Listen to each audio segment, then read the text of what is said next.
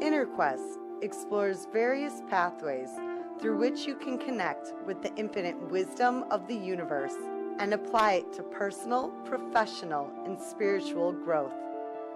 This program, featuring accomplished practitioners, educators, and authors, is provided by Infinity Foundation, an innovative center for holistic studies and research. We invite you to share this journey with us.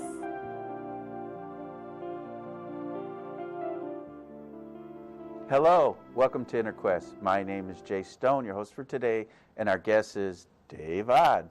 Welcome, Dave. The audience a little bit about you. Dave Odd is the only full-time professional forager in Chicago, and he supplies produce to some of Chicago's finest restaurants. And this is just a small sample of Dave's work, and he's going to explain what's on the table shortly. You host wild foraging tours and dinners with Eat the Neighborhood events. And recently, you were on Chicago Tonight. I saw that episode, yes. And I loved it. You were leading a group through Lincoln Park. You just want to say a few words about that tour and what goes on in your tours? So I've been a professional forager for 10 years now. And by professional forager, I mean this is my main source of income, even in the wintertime. I beat the winter by going down to Florida and getting citrus and stuff down there and bringing it back up here. And I do that once a month throughout the whole winter. So I'll go and load up thousands of pounds of citrus and everything, and I'll bring that back up here. So I'm truly full-time. Like, this is what I do. So I'm getting older, and I realize that I'm not going to be able to be hauling hundreds of pounds of fruit and plants and things and running around and selling things for the rest of my life. So I really want to focus more on the Eat the Neighborhood part, doing educational programs. One of my first jobs when I was growing up was my first business was called Reptorama, and I did reptile shows for kids' birthday parties because I had a whole bunch of pet reptiles, snakes and lizards and turtles, and I would bring them to kids' birthday parties. In fact, I did one for Mark Giangreco's kid once, like in 1995 maybe. So I've always been very enthusiastic about teaching people about what I know. So Eat the Neighborhood came from that, where a lot of people were asking me, oh, do you ever do foraging walks for people? Or, you know, some of the restaurants would ask me to take some of their chefs out. So yeah, I started doing this, the foraging tours about 7 or 8 years ago, and now I'm kind of doing them on a regular basis throughout the season, the growing season. I'll have 2 or 3, at least 2 or 3 a month. Okay, so when you went through Lincoln Park, how many people did you have, and how long did that foraging last? We had 18 people, and there were most of those people just came from word of mouth, and we were out there for probably about 2 hours, and we just went around North Pond. We started in front of North Pond Restaurant, right there at the north end of the North Pond, and we just walked around the pond, and by the time we got to the other side of the pond, we'd seen, I think, 67 different things. And were the participants able to eat some of the wild food? Typically, most of the tours that I do are for identification purposes only. Okay. Where it's like, this is what you're seeing right here. If you see it in your backyard or in a place that you know it's safe to eat it, that you're not, you know, the parks and forest preserves, they all have very specific rules about foraging and picking plants and things. But, you know, a lot of times, you know, if there's berries, fruits, nuts, even flowers, or, you know, a leaf or two, like, people will smell it and will taste it. But it's not like we're going around with a bottle of ranch dressing, pouring it on stuff. So there's a little bit of, like, tasting and smelling, sensory stuff, but we're not, you know, like, physically eating things on the tour. Taking a meal. We're not making literal trail mix. Okay. How did you get started in foraging? I was always very interested in nature since I was a child. I grew up in Skokie, and I was just a couple blocks from Emily Oaks Nature Center, which is this nice little nature center in the middle of Skokie there on about 13 acres. It's got a pond. And before it was officially a nature center, my brother would take me fishing there all the time. And I'd go wander off catching frogs and turtles and everything but fish. And that was always my thing when I was a kid. I loved bugs and turtles and reptiles and stuff.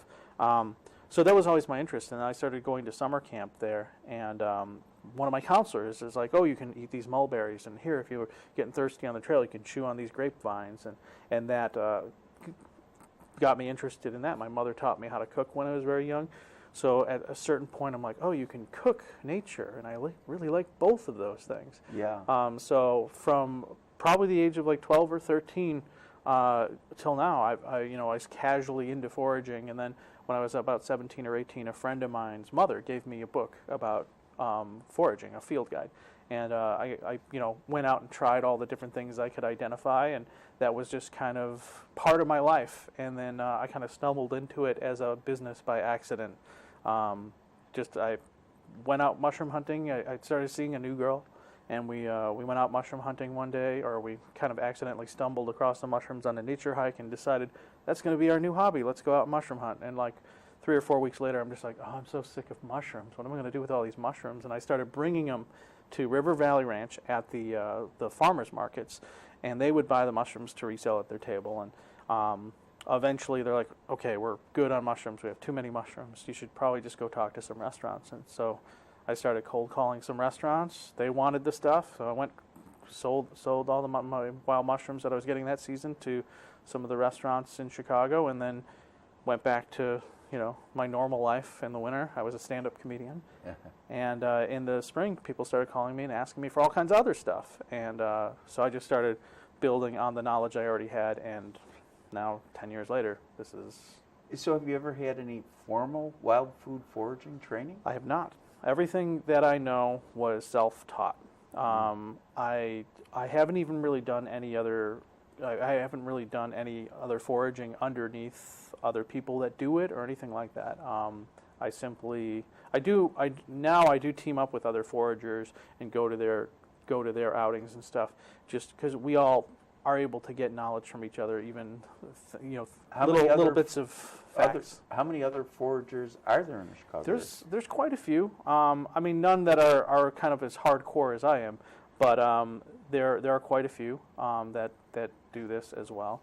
And of course, there's Elizabeth Restaurant, which is kind of known for incorporating a lot of forage stuff into their menu and whatnot. Now, does the chef forage him or herself, or is it you? Yeah, she forages herself. So, like, that's her whole gimmick.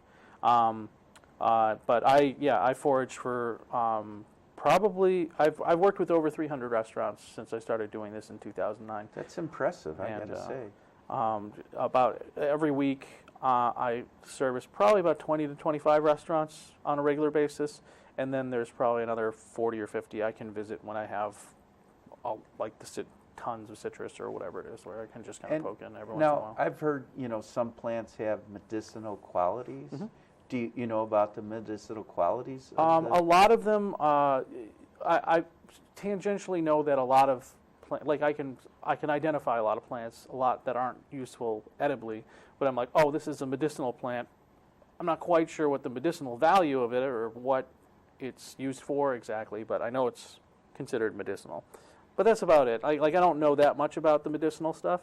I try to focus on the edible, because that's what people really want to know. Okay. Well, can you talk a little bit about what you brought in today? Yeah. So I was out all day yesterday at our ramp spot in Lowell, Indiana. Ramps are the wild onions that Chicago is named after. This is ramps right here. I can tell you, this studio has never smelled better. So these are the wild leeks that are supposedly Chicago is named for. Native Americans would name the areas they went after the plants that grew there. And when they walked through the woods here in the swamps in the Chicago region, they would smell onions. So they called it stinky onion, and the Native American word for stinky onion is Chicaquah. So Chicaquah became Chicago, and that's how. Now, what is this ready to eat, or does it have to get bigger? No, this is ready. This is ready. Like you would use it just like you would any other onion. You could use the bulbs like shallots, and then you'd use the greens like you would a green onion. I'm going to actually let you keep these. Awesome. And you can try them yourself. So that's what I was out doing yesterday. I was with my crew on my friend's private property picking those for the restaurants today. Your crew? My crew. I have a crew of friends that come with, even some chefs that I work with that come with and help pick. And so I was doing that all day yesterday, and I meant to forage a whole bunch of stuff for the show today. The only other things I found when I was out there were this. This is called Angelica. It's a big perennial herb in the carrot family. If you've ever had chartreuse, this is the main flavoring in chartreuse. Does that have a smell to it? It does. You can smell that if you want. It's Nice. kind of like a celery, like Yeah. a real bitter herb. This also will cause phytophotodermatitis. If you're a gardener, you might have heard about how wild parsnips, if they get on your skin, Sure, burn. this stuff is in that same family. It has the same properties. And I got third-degree burns from this stuff one time several years ago. It was not fun. So you got to be real So careful how- handling it in the sun. Okay, but once you're out of the sun, it's safe? Yeah, because phytophotodermatitis, there's cormorants in the plant. They get into your skin. And if your pores are open and you're sweating, and then the sun hits it, it's like anti-sunscreen. It basically focuses the UV rays and does the exact Like a magnifying opposite. glass? Pretty much. Yeah, okay. It's not pleasant. Now, before the show, you said, well, this, I just... Oh yeah, I'll explain to you. So the Angelica is mostly for making cocktails and stuff like that. It's not really something you'd want to eat, although in France they do candy the stalks and use them in pastries and stuff. This is a related plant. This is called cow parsnip. These things get tall. The Angelica and this will get like 10 feet tall. And this is like a wild celery, very similar to the Angelica plant. This is another one I found out in the woods yesterday when we were picking the ramps. I sold some of this to a brewery today who's going to try and make some beer with it.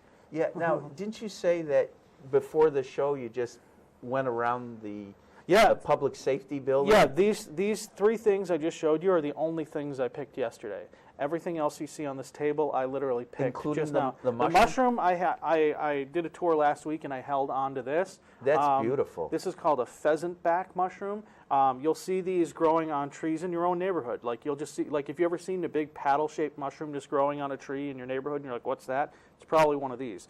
The key characteristic of these is they smell like watermelon rind. This one's a little older, so it probably doesn't anymore. But when you cut them when they're fresh, they smell like watermelon rind, and that's how you know it's the right mushroom. Polypores are mushrooms that don't have gills. They have the pores on the bottom. A lot of the shelf mushrooms that you find growing on trees will be like that. There's a mushroom called hen of the woods or sheephead. Grows on the base of oak trees in the fall time. Those are really good mushrooms to start with if you're going to try mushroom hunting. I call them idiot-proof mushrooms. You can't confuse them with anything else, Yeah. and even if you do, none of them are toxic. None of them. There's 2 polypores in the entire world that are poisonous, and both of them are hard as a rock. You'd never try to eat them. So any of the polypores you find in the Chicagoland region that are growing on or near trees that have the spongy bottom or the pores on the bottom are not poisonous. So those are good ones to start with. Hen of the woods, chicken of the woods, and then there's a few others. Puffballs? Puffballs are a good mushroom. They're not a polypore, but they're a good mushroom to start with. So everything else over here on this side of the table are all things that I picked when I got here. I was maybe out in front of the building for 5 minutes. So these are from the flower box right out front. Okay. These are pansies. Pansies are an edible flower. I wouldn't recommend necessarily eating the ones that come straight from the garden center because sometimes they can be sprayed or treated with stuff. But you can get organic pansies and put them in your garden, and you can use them to garnish your salads and stuff. They don't really have much of a flavor, but they look really pretty on a plate. One of my personal favorites is this. Somebody across the street's probably mad that I snapped this off of the tree in front of the building across the street. This is called Juneberry, also known as serviceberry, also known as Saskatoon. These are blooming all over the place right now. This plant is used very heavily in landscaping throughout the Chicago region. You'll find it in bank parking lots and condos, landscaping, and Does all that kind of have an stuff. odor? No. Not really. So would people eat the flowers of this? You could eat the flowers of it, but the prize on this is they're called June berries because in June, every one of those little flowers you see will turn into a berry. Okay, so I see some flowers there. A nice, plump little berry that looks very similar to a blueberry. It's got a little crown on it, just like a blueberry does.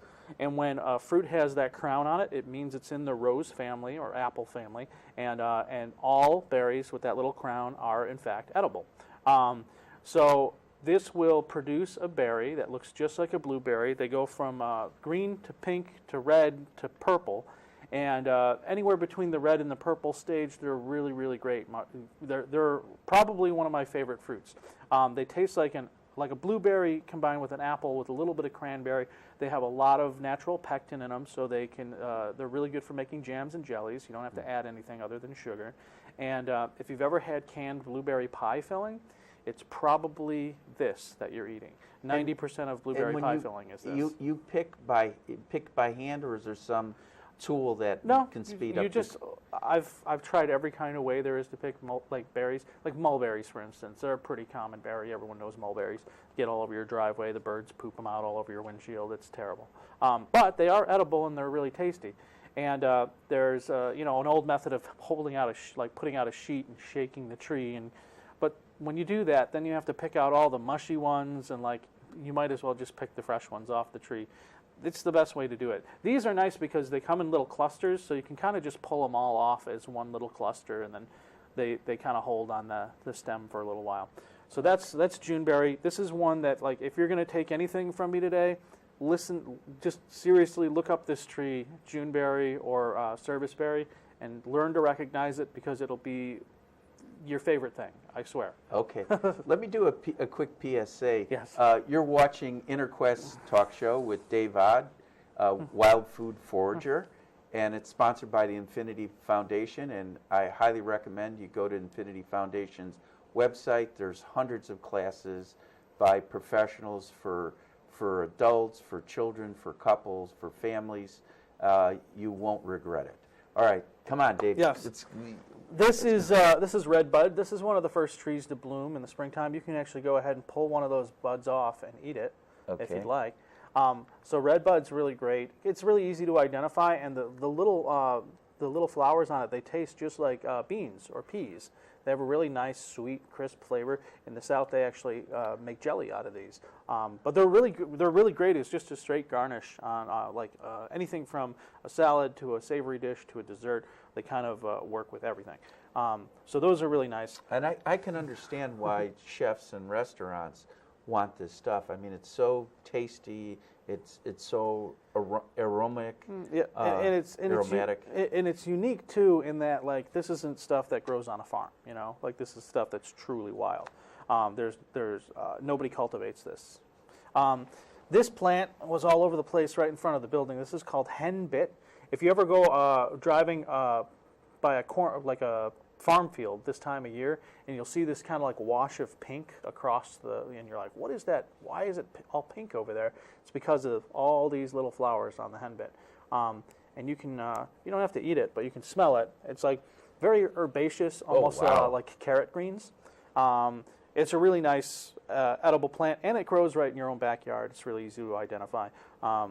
That's a good one to look up. Do you find wild food foraging keeps you young? I don't know, maybe. I mean, people say I don't look like my age. I'm 42. People never guess that I'm that old. But the exercise, being in fresh air, nature, and then eating all these wild foods. I think there's something psychological about doing it too, because it kind of brings us back to our roots. People seem to forget that grocery stores only existed, for about 150 years or so, if even. And people don't understand that this is what people had to do a couple hundred years ago to survive. You outside of growing stuff in your backyard, you had to go out and pick stuff. In certain parts of the world, that's pretty much how people still live. I'm sure you can guess what this is. Well, I mean, if you had to guess. Horseradish? This is a wild carrot. Oh, okay. And I literally got this. I was going to say a parsnip. I got it right out in front of the building. And wild carrots are one of those things you have to be real careful with because there are a lot of hemlocks and things that look like it that are toxic. So it's probably best to avoid it unless you really know what you're doing. But smell that. Smells like a carrot. Yeah, definitely smells like a carrot. This I found right across the street too. This is from a Kentucky coffee tree. And Kentucky coffee tree will have these pods with this kind of like gelatinous goo inside of them. It's got these seeds.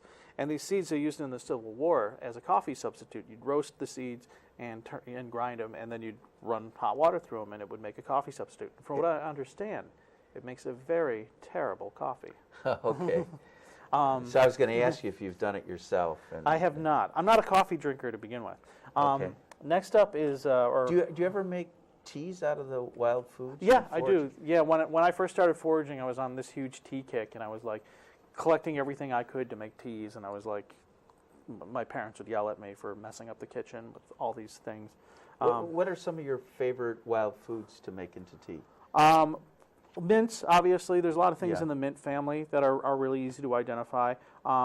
There's two things in foraging that are kind of like across the board. There's a lot of like, don't eat this because it looks like that, and this might be toxic. Make sure you know your exact identification. But there's a couple of rules of foraging that where it's like it's everything in that family is okay. And one of those things is mints. Mints will always have a square stem, so in cross section, 4 sides to the stem. The leaves grow opposite, so you'll have one bracket on that side of the stem, then the next one's like that, and like that, and like that, and like that, and they'll always have an aromatic scent. So anything that matches those descriptions is a mint and can be used as food. There's a couple that have might irritate your throat and that kind of thing, but none of them are toxic. None of them are going to kill you. But those are really good things to start with for teas. The other thing is anything in the rubus family, raspberries, blackberries, even strawberries, gooseberries, roses, all these different kind of thorny plants that grow around us, all of those have leaves that can be used for tea. Oh, the leaves, not the berries the leaves, themselves. Yeah, the leaves themselves. This plant here is probably familiar to you. This is a hosta. Yeah. Everyone knows there's definitely somebody in your neighborhood that grows hostas. Hostas in Asia are used as a cooking green, as a wok green. So you harvest them when they're just kind of poking up out of the ground like this, and give them a little bit of a wash, and you throw them in a pan and saute them just like you would asparagus. So the hostas are coming up now because mine are poking up. Yeah. So if I wanted to, I could cut them up and... Yeah, you want to get them before the leaves unfurl because they get real fibrous. But when they're still rolled up like this, they're actually pretty tasty. The flowers are also edible, and the flowers are amazing on them. Will they grow back then? Yeah, as long as you don't rip up the root. I don't know if they'll grow back this season. And then finally, this is another thing I've had kind of rolling around in my car for a while. I have property out in Iroquois County that I'm turning into a nature survival camp where people can come out for the weekend or for the week and learn how to live off the land. And everything that we eat while we're there will be stuff that we either go out and forage or was grown or sourced in the area. I'm doing one on Memorial Day, and this is one of the plants that grows all over the place, and this is sassafras root. Okay. And sassafras is what the original scent or flavor of was the original flavor of root beer. That's where root beer flavor comes from. The 3 components of real deal root beer: sassafras root, sarsaparilla root. Sarsaparilla was what brought in kind of that vanilla creamy note, and actually creates the little tiny bubbles as well, that like foamy creamy bubbles. And then the very final note is wintergreen, which a lot of people don't realize that there's actually mint in root beer. And have you ever made natural root beer yourself? I have. But it's one of the projects we do when we go on my survival camp is we go and make our own root beer. It's pretty cool. Yeah. I even have a soda stream, and we carbonate it and everything. And how long does it take to make the root beer? Do you have to let it sit for a while? No, it takes about 30 minutes. All you got to do, you take the roots and you simmer them in hot water until the water turns brown, and then you strain it and basically sweeten it any way you want, and you're good to go. Obviously, you probably want it to cool off a little bit. You can make sassafras tea, but it literally just tastes like warm, flat root beer. It's kind of gross. Have you ever thought about writing a book or doing a DVD? I am working on a book. It's going to be, I'm going to feature at least 100 items. It's going to be Chicago specific or Midwest specific and talking about a lot about this kind of stuff. And it's going to be about 20 featured products or featured plants or mushrooms with like little anecdotal stories and where to find them, where to look for them, and then just a bunch of recipes too. Yeah, I'm gonna have some of my chef friends offer recipes as well in it. I don't know, like it could be 5 years away. I'm working on it slowly. I also think a DVD. Nowadays your phone could be your camera or a small camera. Yeah, I'm going to be doing like a viral video channel, like a YouTube channel and all that kind of stuff where I'm going to do some instructional stuff and teach people about it. I recently... You have a gift for this. Yeah. Absolute gift. I recently started just doing weird internet videos. I literally just started like a couple days ago. There's this app called TikTok, and it's mostly kids that use it, like doing cosplay and lip syncing to songs and stuff like that. But a couple of comedian friends of mine started using it, and they get all these viewers. So you make a video and put it on Facebook, and you're limited to your friends and your friends sharing it, and you'll maybe get like I post cool animal videos and stuff all the time, me playing with a snake out in the wild, and they'll get like 200 or 300 views. But this thing, there's thousands of people on this app, so if you do something crazy or weird enough, like it gets to the top of the page and then everyone sees it. So I just started doing this thing where I'll just selfie mode on my camera standing in front of a bush and then just be like, and just start eating the stuff off, like the leaves off of it or the flowers off of it, not saying anything for like 15 seconds, and like that's the video.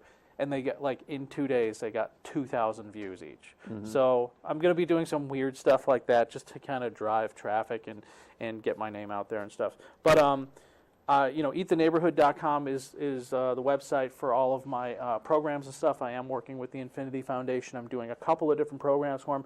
I'm doing one in June, I believe. I don't know if you have the dates there. I think I don't know when it is. It's look on the website. Yeah. I think it's the 23rd, but I'm not sure. Or the 9th, the 8th and 9th. The 8th, and then if there's rain, the 9th. So okay. It's June 8th.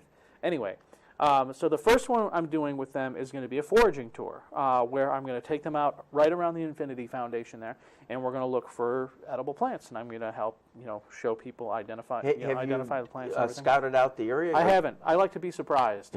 But I do know that right around there I do have a wild strawberry patch, which should be ripe right around then, so that could be fun.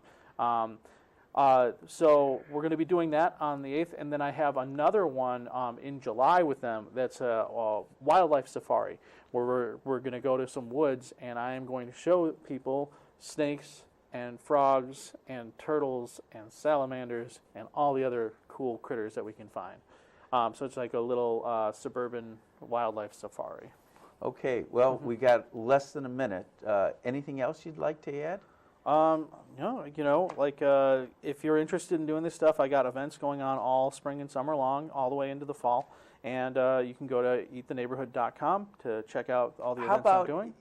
Do people ever hire you to come out to their house? And yeah, I've had people do that. I had a guy hire me last week to walk around in the woods with him because he's going to live out in Yosemite for a couple of or Yellowstone, I think it was. He's going to go live in the wilderness for a couple of months, and he wanted to learn all the edible plants he could. All right, so got to end it there. For more information about Dave Odd, Infinity Foundation InnerQuest show, stay tuned to the credits at the end.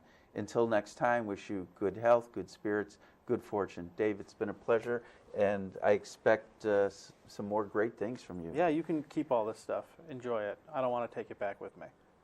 Well, I'll share with the team members. For more information about this show, our guest, Infinity Foundation, or any of our other programs, please visit our website, infinityfoundation.org, or call us at 847-831-8828.